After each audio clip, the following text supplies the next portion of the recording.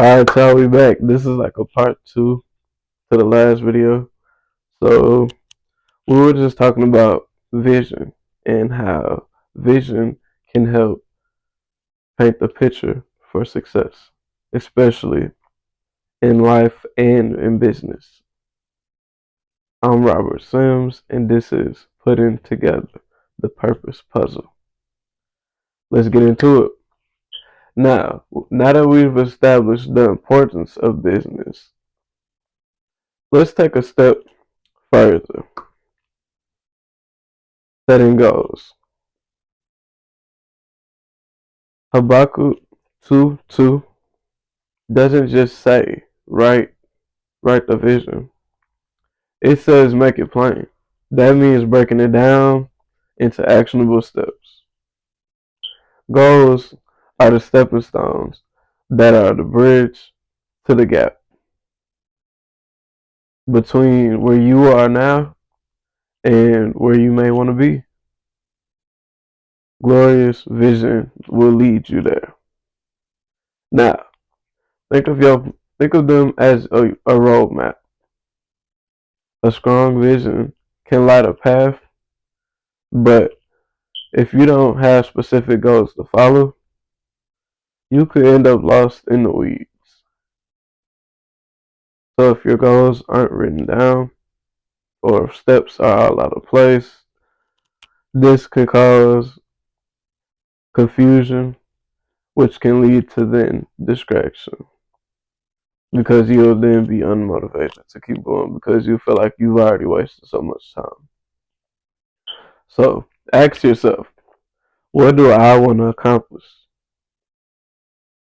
in the next year, in the next month, in the next day? You can start by setting just getting 1% better. You can start by working on the day, working on the week, then work on the month. And that month turn into 3 months, 3 months turn to 6 months, 6 to 9. Then you worked on the year. So, but I would say ask yourself what you want to accomplish in the next year. What does that look like in the next 6 months? Like, break it down further. What can I do in the next week to move closer to my vision?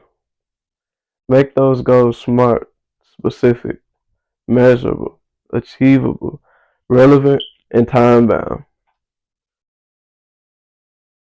Here's the truth, y'all. Writing vague goals lead to vague results. Instead, let's laser focus on setting goals that are not only achievable, but that will actually move the needle in your life. That that takes you from just barely making it to now you're not surviving, you're just now you thriving. And so that's another level. So writing vague goals lead to vague results. And let's start saying, for instance, you say, I want to grow my business. Instead, say, I will increase my revenue by 25% over the next quarter by launching XYZ products. See, that's clear, direct, and measurable versus just saying, I'm going to do this. Because there's no substance. There's no, how do you know how you're going to get there? What does that percentage look like? What does that success look like? So the second one would be the better way to say it. But hold on to this thought, y'all. I'm going to let y'all ride out. But just hold on to this. Goals are not just check boxes. They should challenge you. They should need to stretch you beyond your comfort zone. Not just something that you know you could do. That's like a layup. Or like a free goal kick. Or, I don't know, ping pong shot that's free. A free volleyball slap, anything. So just make sure the goals are something that gets you out your comfort zone. Growth happens when you're at the edge of discomfort. So embrace that fear. And remember, every successful entrepreneur started with a vision and had to set goals that terrified them just a little bit. So write those goals down, revisit them regularly, and adjust if necessary. The greater the clarity in your goals, the sharper your focus will be to execute. So let's turn that vision into reality. One goal at a time, y'all. One goal at a time. Even God didn't build earth in overnight.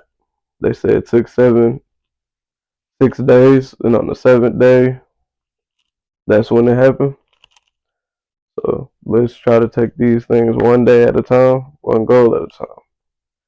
I'm Robert Sims, and this has been Putting Together the Purpose Puzzle. I'll see y'all in the next one.